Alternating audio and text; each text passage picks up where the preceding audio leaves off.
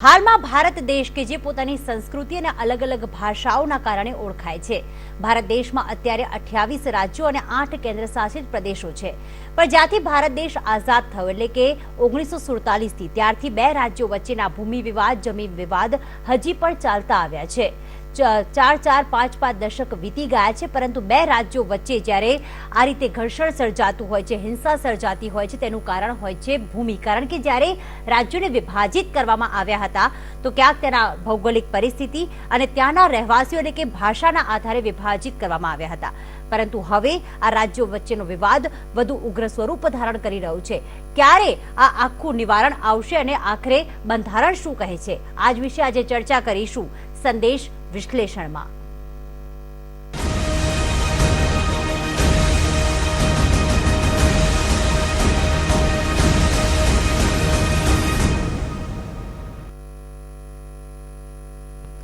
તો આસામ અને મિઝોરમ વચ્ચે 164.6 કિલોમીટર લાંબી સરહદ પર ચાલી રહેલો જમીન વિવાદ હવે હિંસક બની ચૂક્યો છે। ખૂની ખેલમાં ગઈકાલે પોલીસના 6 જવાનોના મોત થયા છે, જ્યારે કે 50થી વધુ જવાનોને ઈજા થઈ છે।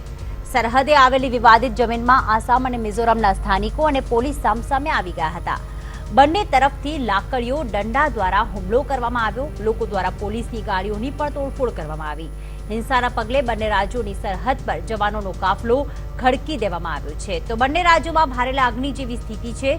કેન્દ્રીય ગૃહમંત્રી દ્વારા 25 જુલાઈએ જ બંને રાજ્યોને આ વિવાદનો શાંતિથી ઉકેલ લાવવા જણાવવામાં આવ્યું હતું। હિંસાના પગલે હવે બંને રાજ્યોના સીએમએ કેન્દ્રને આ બાબતમાં હસ્તક્ષેપ કરવા અપીલ કરી છે।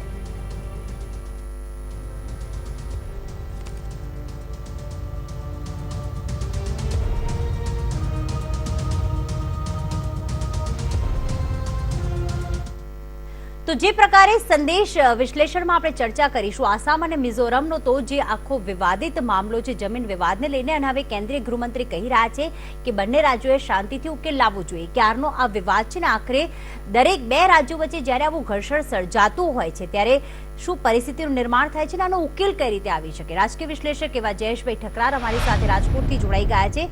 જયેશભાઈ, 1947માં ભારત દેશ આઝાદ થયો, ત્યારબાદ 1948માં જેવીપી કમિટી બનાવવામાં આવી હતી, જેમાં સરદાર વલ્લભભાઈ પટેલ પણ હતા, જવાહરલાલ નહેરુ પણ હતા। ત્યારબાદથી જ રાજ્યો વિભાજિત થતા ગયા, કેન્દ્ર શાસિત પ્રદેશ અલગ થતા ગયા, પરંતુ વિવાદ હજી શમ્યો નથી અને અસમ અને મિઝોરમમાં તો હિંસક સ્વરૂપ ધારણ કરી લીધું છે। આ વિવાદ ક્યારનો છે અને કઈ રીતે તેનું નિવારણ આવી શકે?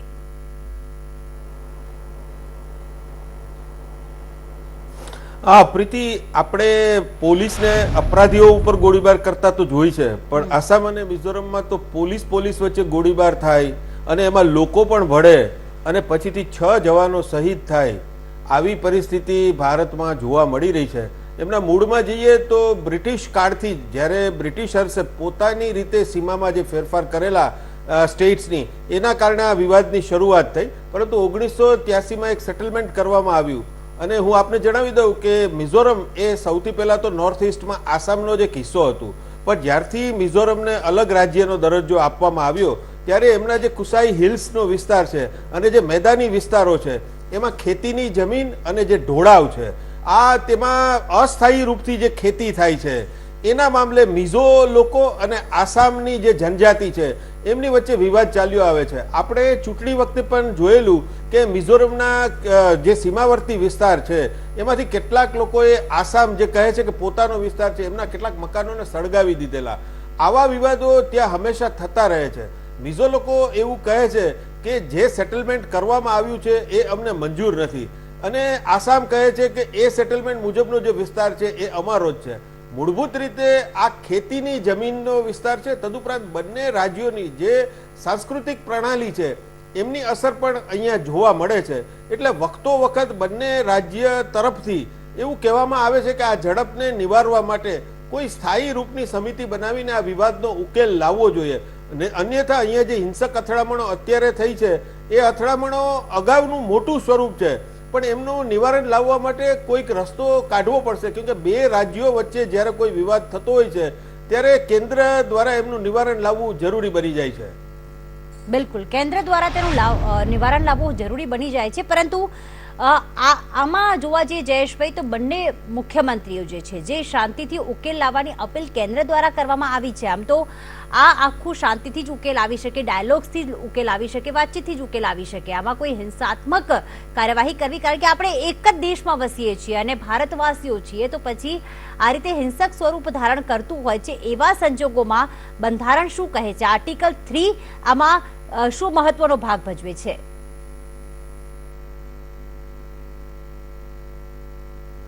આ પ્રીતિ, ભારતની જે બ્યુટી છે એ જ વિવિધતા જે છે એમાં એકતાની છે. પરંતુ આપણા દેશમાં આ આસામ કે મિઝોરમ બંનેનો જ વિવાદ એકમાત્ર વિવાદ નથી. આપણે જોઈએ તો પાણી માટે દેશના 1 ડઝનથી વધુ રાજ્યો વચ્ચે વિવાદ ચાલી રહ્યો છે. તમે ગુજરાત, રાજસ્થાન અને મધ્યપ્રદેશ વચ્ચે નર્મદાનો વિવાદ હોય, કે દક્ષિણના રાજ્યો તમિલનાડુ અને કર્ણાટક વચ્ચે કાવેરીનો વિવાદ હોય, કે પંજાબ અને હરિયાણા વચ્ચે રાવી, સતલજ, બિયાસનો વિવાદ હોય, તો આ વિવાદો વર્ષોથી ચાલ્યા કરે છે. પરંતુ આસામ અને મિઝોરમનો વિવાદ આમ પણ સંવેદનશીલ એટલા માટે છે કે ત્યાં કેટલા બધા સંવેદનશીલ મુદ્દાઓ ઉપર કેન્દ્ર સરકાર પગલાં લઈ રહી છે. હવે આ બંને દેશો વચ્ચેના વિવાદમાં એક રાજકીય એંગલ પણ એ જોવામાં આવી રહ્યો છે કે મિઝોરમમાં કોંગ્રેસ શાસિત સરકાર છે અને આસામમાં હેમંત બિસ્વાની ભાજપની સરકાર છે. અને બંને રાજ્યોના મુખ્યમંત્રીઓ જે રીતે ટ્વિટર યુદ્ધ કર્યું છે, હેમંત બિસ્વા કહે છે કે મિઝોરમ તરફથી અતિક્રમણ કરવામાં આવે છે, હિંસા કરવામાં આવી રહી છે. અને આવી જ રીતે મિઝોરમના મુખ્યમંત્રી જોરામથાંગા છે, એમણે પણ ટ્વિટર પણ કર્યું અને એમણે ગૃહમંત્રીને ટેગ પણ કર્યા છે અને એમણે કહ્યું છે કે આ વિવાદનો ઉકેલ લાવવો જોઈએ. એટલે બ્રિટિશ સમયથી જે સીમા નિર્ધારિત કરવામાં આવી છે એના પછીથી કેન્દ્ર સરકાર દ્વારા એમને રિવ્યુ પણ કરવામાં આવ્યા છે. આમ છતાં લગાતાર ત્યાં ઝડપ થતી રહે છે. આ પ્રીતિ, 3 કરોડની વસ્તી આસામની છે અને એની સામે જુઓ તો નોર્થ ઇસ્ટના બીજા જે નવા બનેલા રાજ્યો છે એ એમના બચોલિયા રાજ્યો કહી શકાય એવા છે. પરંતુ આ તમામ 7 સિસ્ટર્સ આપણે જેને કહીએ છીએ એ તમામની પોતપોતાની એક સંસ્કૃતિ છે. એટલે જ્યારે એમની સીમાનું નિર્ધારણ કરવામાં આવે તો એ બાબતને પણ ધ્યાનમાં રાખી અને લાંબા ગાળાનો ઉકેલ લાવવો જોઈએ. બિલકુલ. પરંતુ જયેશભાઈ, લાગે છે કે કારણ કે મેનિફેસ્ટો છે અને જ્યારે પણ આ રીતે રાજ્યો વચ્ચેનો વિવાદ હોય છે ને એમાં પણ જો બંને રાજ્યોમાં અલગ અલગ સરકાર હોય, અલગ અલગ પાર્ટીની સરકાર હોય, ત્યારે લાગે છે કે આ વિવાદને આટલા દશકો સુધી લાંબો એટલા માટે ખેંચવામાં આવ્યો છે કારણ કે પોલિટિકલ રસ નથી અને ક્યાંક એ જ નેતાઓ ઈચ્છે છે કે આ લાંબો વિવાદ ચાલતો રહે અને સાથે સાથે ક્યાંક તે તેમનો મેનિફેસ્ટો બનાવી શકે કે પછી તે મુદ્દો પણ બનાવી શકે. પોલિટિકલ રસ આમાં કેટલું જરૂરી બની જાય છે?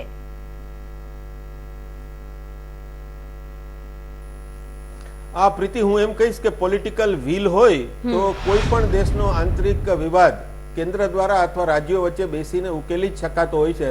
પણ રાજકીય ઈચ્છા શક્તિનો અભાવ જોવા મળે છે અને હંમેશા સંયોગ ગણો કે જે પરિસ્થિતિ સર્જાય છે એ મુજબ તમે દક્ષિણના રાજ્યોમાં પણ જુઓ, સરકારો અલગ અલગ હોય છે. કાં તો તમિલનાડુ અને કર્ણાટકમાં અલગ અલગ સરકાર હોય અને કાં તો પછી કેન્દ્રમાં અલગ અલગ સરકારો હોય અને આ બધા મુદ્દા લોકોની ભાવના સાથે જોડાયેલા છે. પછી એ મિઝોરમનો અને આસામનો મુદ્દો હોય તો પૂરા રાજ્યના લોકોનો ભાવનાત્મક મુદ્દો એમને બનાવી દેવાયો છે. અને આપણા દેશમાં આપણે કમનસીબી એ જોઈએ છે કે લોકો જે મુદ્દાને ભાવનાથી જુએ છે, રાજકીય લોકો માટે એક સરળ પ્લેટફોર્મ બની જાય છે, એમને એ ચૂંટણીનો મુદ્દો બનાવી દે છે અને ખેંચાય એટલો ખેંચવામાં આવે છે. અન્યથા આ બંને રાજ્યો વચ્ચે એમની વચ્ચે મીટિંગ કરાવી અને સીમાનો વિવાદ ઉકેલવો જોઈએ. કેમ કે એમની નજીકના જે રાજ્યો છે એ તો નજીકના દેશો છે, એ તો દુશ્મન દેશો પણ છે અને એમનાથી આપણે ચેતવું પડે એવી પણ પરિસ્થિતિ છે. તો હવે અરુણાચલ અને આસામ વચ્ચે પણ બોર્ડર છે. તો આવા આંતરિક રાજ્યો વચ્ચેનો વિવાદ ઉકેલવો એ દેશની સુરક્ષા માટે પણ જરૂરી છે. એમને રાજકીય બનાવીને આપણે ખતરનાક પરિસ્થિતિ ઊભી કરી રહ્યા છીએ. બિલકુલ, કારણ કે રાજકીય ઈચ્છા શક્તિ નથી. પરંતુ જયેશભાઈ, સૌથી મોટી વાત એ છે કે જ્યારે રાજ્યની પાર્ટીઝ કે પછી કેન્દ્ર તરફથી ક્યારે કોઈ ડિસિઝન લેવામાં નથી આવતું ત્યારે રાજ્ય કે પછી ત્યાંના લોકો જતા હોય છે સુપ્રીમ કોર્ટમાં. તો કેટલાક સંજોગોમાં તો એવું પણ જોવા મળ્યું છે ભૂતકાળમાં કે સુપ્રીમ કોર્ટે ડિસિઝન આપી દીધો હોય, વિવાદનો ઉકેલ આપી દીધો હોય, તેમ છતાં ત્યાંના લોકો કે ત્યાંની પાર્ટી તે વાતને સ્વીકારવા તૈયાર નથી થતી અને દશકોથી આ વસ્તુ ચાલતી આવી છે. ત્યારે લાગે છે કે જો સુપ્રીમ કોર્ટ કે પછી કેન્દ્રને પણ જો લોકો નહીં માને એમના નિર્ણયને, તો આ વિવાદ તો હજી આગળ ચાલતો જ રહેશે.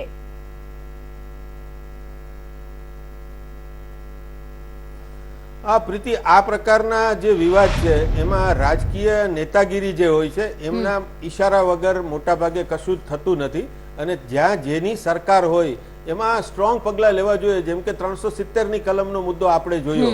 કોઈ એવા કદમ, એવા સુચારુ કદમ પણ એવી રાજકીય ઈચ્છા શક્તિથી લેવા જોઈએ કે જેથી કરીને એનો ઉકેલ આવી જાય. મિઝોરમ અને આસામ વચ્ચે જે સીમાનો વિવાદ છે, આપણે જોઈએ છે કે 146 વર્ષથી આ વિવાદ ચાલે છે. ભારત આઝાદ થઈ ગયા પછી આવા મુદ્દાઓને સૌ પ્રથમ અગ્રતાક્રમ આપી અને એમનો ઉકેલ લાવવો જોઈતો હતો. હવે આપણે જોઈએ છીએ કે એસપી કક્ષાના મિઝોરમના એક અધિકારી એમ કહે છે કે જ્યાં સુધી આસામ માનશે નહીં ત્યાં સુધી આ હિંસા અટકશે નહીં. આપણે આપણા જ બે રાજ્યો વચ્ચેની પોલીસો વચ્ચે ગોળીબાર કરી અને લોકોને મૃત્યુ થાય એ જોવાના દિવસો એ કેટલી કમનસીબી કહેવાય. અને બીજી વસ્તુ એ છે કે આ હિંસા પછી જયેશભાઈ, આસામના મુખ્યમંત્રીએ જે ટ્વીટ કર્યું છે કે જ્યારે એમના 5 કે 6 જવાન શહીદ થયા હતા ત્યારે મિઝોરમના ત્યાંના જે પોલીસના જવાનો હતા તે તેની ઉજવણી કરતા હતા, સેલિબ્રેટ કરતા હતા અને ખુશ થતા હતા. જે વાત ખૂબ જ દુઃખદાયક છે, નિરાશાજનક વાત કહી શકાય, કારણ કે આપણે કોઈ રાજ્યમાં નથી વસતા, આપણે એક દેશમાં વસીએ છીએ. આ પ્રકારનું મુખ્યમંત્રી કે પછી અધિકારી કક્ષાનું જે નિવેદન કે પછી ટ્વીટ હોય તો આપણે લાગે છે કે આ તો હિંસા ભડકાવવાનું કામ કરી રહી છે.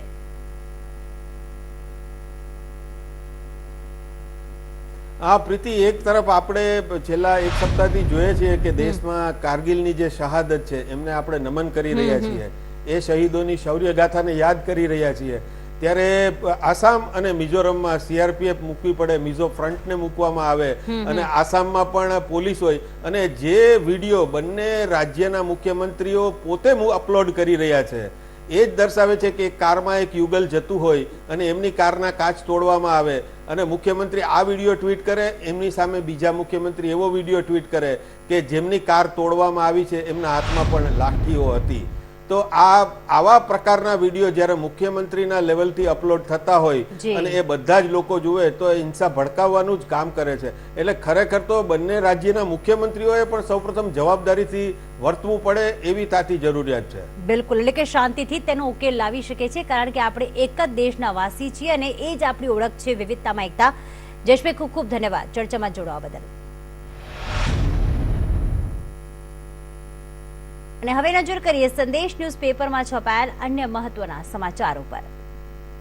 સંદેશ ન્યૂઝપેપરમાં છપાયેલા મહત્વપૂર્ણ સમાચાર. 15મી ઓગસ્ટ પૂર્વે સતર્કતા, સંખ્યાબળમાં વધારો, કચ્છની સીમાઓ પર હાઈ એલર્ટ. રાજ્યમાં ઓગસ્ટ મહિનામાં પણ સારો વરસાદ વરસવાની આગાહી. મહારાષ્ટ્રમાં પૂરના કારણે વિનાશ વેરાયો, 228 લોકોના મોત, 21 જિલ્લા પ્રભાવિત. રસીકરણનો આંક 4 દિવસમાં 5 લાખથી ગગડીને 1.5 લાખે પહોંચી ગયો. કોરોના વાયરસ ઇન્ડોનેશિયામાં દર અઠવાડિયે 100 બાળકોને ભરખી રહ્યો હોવાના અહેવાલ. સીએમઆઈના ડેટા અનુસાર દેશમાં એક સપ્તાહમાં બેરોજગારીનો દર 5.98 થી વધી 7.14% થયો. નાણામંત્રીએ લોકસભામાં ઇન્સોલ્વન્સી એન્ડ બેન્કરપ્સી કોડ સુધારા બિલ રજૂ કર્યું. ચાનુનું ભવ્ય સ્વાગત, સિલ્વર મેડલ ગોલ્ડમાં બદલવાની આશા. દેશ, પ્રદેશ અને વિદેશના મહત્વપૂર્ણ સમાચાર જાણવા માટે વાંચતા રહો સંદેશ ન્યૂઝપેપર.